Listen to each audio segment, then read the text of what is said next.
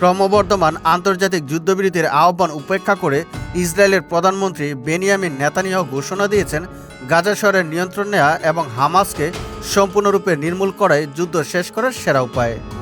কিন্তু জাতিসংঘ সমর্থিত বিশেষজ্ঞরা সতর্ক করে বলেছেন, ইসরায়েলি অবরোধের কারণে গাজায় মানবিক সহায়তা পৌঁছানো বাধাগ্রস্ত হচ্ছে এবং এতে ভয়াবহ দুর্ভিক্ষের ঝুঁকি তৈরি হয়েছে।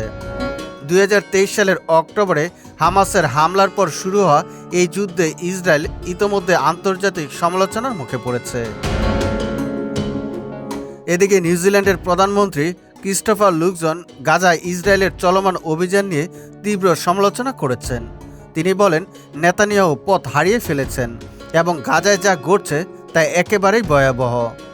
আন্তর্জাতিক সম্প্রদায়ের কথা তিনি শুনছেন না, যা সম্পূর্ণ অগ্রহণযোগ্য।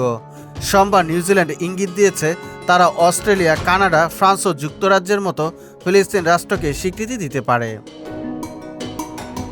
অন্যদিকে বেনিয়ামিন নেতানিয়াহু কেবল গাজা নয়, বরং মিশর ও জর্ডানের কিছু অংশ মিলিয়ে পুরো ফিলিস্তিন ভূখণ্ড সহ একটি বৃহত্তর ইসরায়েল প্রতিষ্ঠার পরিকল্পনা করছেন।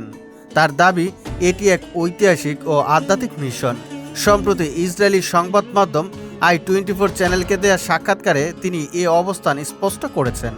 ফলে প্রশ্ন উঠেছে, এ কি কেবল নিরাপত্তার লড়াই নাকি মধ্যপ্রাচ্যের নতুন মানচিত্র আঁকার এক গভীর পরিকল্পনা?